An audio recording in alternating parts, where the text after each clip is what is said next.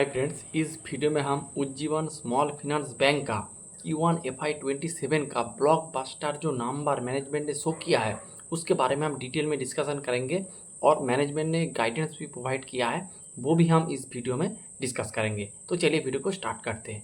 First of all अगर आप देखेंगे जो उज्जीवन स्मॉल फाइनेंस बैंक एक स्मॉल फाइनेंस बैंक है और अगर आप स्मॉल फाइनेंस बैंक को देखेंगे इसका दो पार्ट है, एक सिक्योर वाला पार्ट है और एक अनसिक्योर वाला पार्ट है। अगर आप देखेंगे 1-2 साल पहले भी अगर आप जाएंगे पीछे जाएंगे तो आप देखेंगे इसका जो अनसिक्योर वाला पार्ट का परसेंटेज थोड़ा ज़्यादा था टोटल एयूएम में, ऑलमोस्ट 60-70, किसी किसी का तो 80% तक था। अगर आप उज्जीवन का देखेंगे तो इसका ऑलमोस्ट 35% सिक्योर वाला बुक था और रिमेनिंग 65% था इसका अनसिक्योर वाला बुक। लेकिन उसके बाद जो MFI सेगमेंट में बहुत सारा प्रॉब्लम आया, उस प्रॉब्लम की वजह से आप देखेंगे उसका जो ओवरऑल बुक था वो बहुत इफेक्ट हुआ था। हर एक स्मॉल फाइनेंस बैंक या फिर जो बैंक में MFI का कुछ सेगमेंट वगैरह था वो एकदम बहुत प्रॉब्लमेटिक सिचुएशन में चला गया था। उसके बाद आप देखेंगे उज्जीवन का जो मैनेजमेंट है उन्होंने गाइड किया था कि हम अपना जो अनसिक्योर वाला पार्ट है उसको पार्ट घटाएंगे और उसके हिसाब से सिक्योर वाला पार्ट का नंबर बढ़ाएंगे। अगर आप करंट सिचुएशन में देखेंगे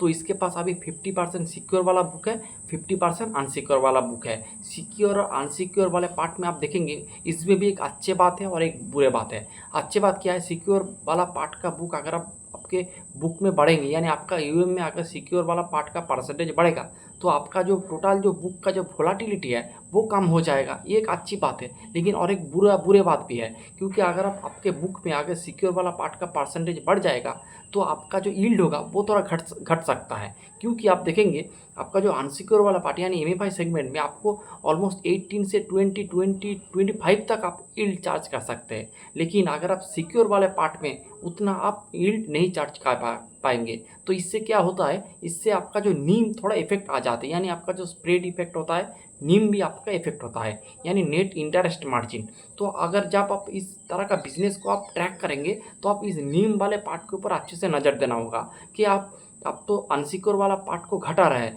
लेकिन उसके हिसाब से आप सिक्योर वाले पार्ट में उस तरह का प्रोडक्ट आप एंट्री लाइए जिसमें आपका यील्ड अच्छा मिलेगा। अगर आप इस तरह का जो प्रोडक्ट लेके आ रहे हो जिसमें आपको यील्ड बहुत ही कम मिलेगा तो आपका नीम इम्पैक्ट हो जाएगा, यानी आपका प्रॉफिटेबिलिटी गिर जाएगा। तो ये एक बात है। तो अब चलते हैं आपका जो उज्जीवन स्मॉल फाइनेंस बैंक पे। अगर आप उज्जीवन स्मॉल फाइनेंस बैंक को देखेंगे इसका भी दो पार्ट है, मैंने पहले बताया 50% सिक्योर 50% अनसिक्योर। तो जो सिक्योर वाले बुक में आप देखेंगे गोल्ड लोन है, फिर एग्री लोन है, व्हीकल लोन है, MSME लोन है, अफोर्डेबल हाउसिंग लोन है, इस तरह का प्रोडक्ट है। और अगर आप उज्जीवन का जो सिक्योर वाला पार्ट के देखेंगे वो भी बढ़िया कर रहा है। अगर आप इसका जो टोटल बुक का यानी आपका सिक्योर अनसिक्योर मिला के टोटल बुक का अगर AUM का ग्रोथ देखेंगे तो 29% से ग्रो किया, यानी बहुत एक्सीलेंट नंबर है। और मैनेजमेंट का गाइडेंस था हम FY26 में 20% से ग्रो करेंगे। तो FY26 तो हो गया, यहाँ पे Q1 ऑफ FY27 चल रहा है तो इसका ग्रोथ है 29% और मैनेजमेंट का गाइडेंस है 25%, यानी पिछले का जो गाइडेंस था 20% का आप ये लोग इसको बढ़ा के कर दिया है 25%। ये एक अच्छे कमेंट्री है, यानी ये आपको दिखाता है बैंक सही दिशा में जा रहा है। तो लोन बुक का ग्रोथ 29%, डिस्बर्समेंट का ग्रोथ 25%। और अगर आप इसका नेट इंटरेस्ट इनकम देखेंगे वो भी आपका 38% से ग्रो किया है। तो बहुत अच्छा रिजल्ट है। उसके बाद अगर आप टोटल AUM का अगर दो पार्ट करेंगे यानी एक सिक्योर वाला पार्ट एक अनसिक्योर वाला पार्ट, सिक्योर वाला पार्ट अगर आप देखेंगे 42% से उसका AUM ग्रोथ हुआ है और उसका डिस्बर्समेंट 28% से ग्रो किया है। और इसका जो अनसिक्योर वाला पार्ट यानी MFI वाला जो सेगमेंट है उसका भी ग्रोथ 17% से हुआ है, डिस्बर्समेंट 16% से। तो जो MFI वाला बुक जो डीग्रो कर रहा था जिसका प्रॉफिटेबिलिटी लॉस में चला गया था वो वाले बुक भी आप देखेंगे 16% से ग्रो कर रहा है और डिस्बर्समेंट भी चल रहा है। उसके साथ कलेक्शन एफिशिएंसी अगर आप देखेंगे वो भी 99.68% इसका MFI बुक का कलेक्शन एफिशिएंसी है। तो इसका जो मेन जो प्रॉब्लम था यानी जो प्रॉब्लमेटिक जो प्लेस था यानी जो MFI वाला पार्ट, तो MFI वाला पार्ट बहुत बढ़िया कर रहा है और उसका नतीजा आपको इसके बिजनेस पे मिलेगा। अगर आप इसका पैट देखेंगे तो ऑलमोस्ट 206% से इसका पैट ग्रो किया है, यानी इसका प्रोविजन कम करना पड़ रहा है, आपका लोन बुक का ग्रोथ बढ़ रहा है, डिस्बर्समेंट बढ़ रहा है, आपका प्रोविजन कम करना पड़ रहा है, आपका खर्चे कम हो रहा है।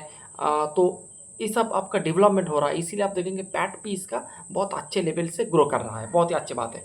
फिर और कुछ पैरामीटर हम लोग देख लेते हैं। फर्स्ट ऑफ ऑल जीएनपी यानी एसेट क्वालिटी अगर आप देखेंगे इंप्रूव हुआ है, से आप क्वार्टर ऑन क्वार्टर बेसिस में देखिए, ईयर ऑन ईयर बेसिस में, यानी कोई भी टाइम फ्रेम में आप देखिए इसका एसेट क्वालिटी इंप्रूव हुआ है। जीएनपी नेट एनपी इंप्रूव हुआ है, पार का डेटा इंप्रूव हुआ है, आरओई ऊपर की दिशा में जा रहा है, 0.8% था Q1 ऑफ FY26, अब कितना हुआ है 2.2%, बहुत अच्छा जाम पे आरओई में। तो आरओई 2% के ऊपर अगर रहेगा तो एक अच्छे इंडिकेशन मानना पड़ता है। फिर आरओई 6.7 था, 18% हो चुका है, इंप्रूव हो रहा है। अगर आप Q1Q बेसिस में देखेंगे इंप्रूव है, आरओई में भी इंप्रूवमेंट है, आरओई में भी इंप्रूवमेंट है। फिर अगर आप इसका नेट इंटरेस्ट मार्जिन, जो मैंने बताया कि जो लोग सिक्योर वाले पार्ट का परसेंटेज बढ़ा देते हैं उसका आप देखेंगे उसका जो नीम घट जाते हैं। तो अगर आप इसका बात देखेंगे तो ये इसका अलग है, इसका सीन कुछ अलग है। इसका नीम अगर आप देखेंगे ईयर 7.7 से 8.5% हुआ ईयर ऑन ईयर बेसिस में, यानी ऑलमोस्ट 100 बेसिस पॉइंट का जंप है। फिर Q4 में था 8.5, तो Q1Q बेसिस में स्टेबल है, ईयर ऑन ईयर बेसिस भी इंप्रूवमेंट हुआ है, जो कि बहुत ही अच्छी बात है। उसके बाद अगर आप देखेंगे इसका और कुछ पैरामीटर जैसे नेट एन पे जी एन पे मैंने बता दिया है, क्रेडिट कॉस्ट 0.9% है, तो मैनेजमेंट का गाइडेंस भी है 0.9 से 1 के बीच रहेगा। फिर इसका कॉस्ट टू इनकम यानी आपका खर्चा कितना हो रहा है तो वो भी घट रहा है, ओपेक्स टू AUM वो भी घट रहा है, तो इसका खर्चा कम हो रहा है और प्रॉफिटेबिलिटी बढ़ रहा है, उसके साथ प्रोविजन का नंबर भी घट रहा है, तो इसका पैट इंप्रूव हो रहा है। और मैनेजमेंट का जो गाइडेंस है FY27 के लिए मैनेजमेंट का गाइडेंस है, पहले 20% था, अब 25% कर दिया है। क्रेडिट कॉस्ट का गाइडेंस 0.9 से 10% है। तो पहले अगर आप देखेंगे क्रेडिट कॉस्ट का पहले गाइडेंस था FY26 के लिए 2.3 से 2.4, अब कितना है 0.9 से 1, यानी ये आपको दिखाता है इसका जो बुक कितना क्लियर हो चुका है, कितना प्रोविजन कम करना पड़ रहा है, कितना आपका बैड लोन का परसेंटेज घट गया है, कितना पार का डेटा नीचे आ रहा है, तो कितना आपका कलेक्शन एफिशिएंसी बढ़ रहा है। ये आपको दिखाता है कि आपका जो क्रेडिट कॉस्ट का गाइडेंस था FY26 के लिए 2.3 से 2.4 अब हो चुका है 0.9 से 1%, दिस इज एक्सेलेंट।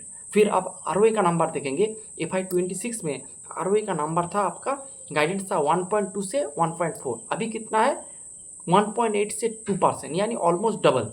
तो हर एक सेगमेंट में आप देखेंगे मैनेजमेंट बिजनेस बहुत बढ़िया कर रहा है, उसके साथ मैनेजमेंट का जो गाइडेंस है वो एकदम सुपर गाइडेंस है, और हर एक पैरामीटर में ये बिजनेस बहुत बढ़िया कर रहा है। अगर आप इसका वैल्यूएशन करेंगे तो प्राइस टू बुक के हिसाब से ये 3 के प्राइस टू बुक पे आपको मिल रहा है, जिसका ग्रोथ 25% है, क्रेडिट कॉस्ट बिलो 1 है, जिसका कलेक्शन एफिशिएंसी बढ़ रहा है, जिसका आरओए और आरओई ऊपर की दिशा में जा रहा है, मैनेजमेंट गाइडेंस को रिवाइज करके और भी ऊपर में लेके जा रहा है। तो बहुत अच्छा एक बिजनेस है, एक स्टेबल एक बिजनेस है, आप इस बिजनेस को देख सकते हैं। तो यही था आज का video Ujjivan small finance bank के ऊपर। और एक बात मेरे को लगता है हर एक जो स्मॉल फिनांस बैंक है वो बढ़िया रिजल्ट करेंगे, और मेरे हिसाब से FY27 में स्मॉल फिनांस बैंक एक बढ़िया सेगमेंट हो सकता है जो शेयर होल्डर को अच्छा खासा पैसा दे सकता है, ये मेरे को लगता है। अभी तक जाना का रिजल्ट आया है बहुत बढ़िया है, उज्जीवन का नंबर आया है, ब्लॉकबस्टर है, और सूर्योदय का आज भी नंबर आएगा, ये भी मेरे को लगता है बहुत अच्छे रिजल्ट ये लोग शो करेंगे। तो यही था ओवरऑल डिस्कशन, कोई रिकमेंडेशन नहीं है। Thanks for watching.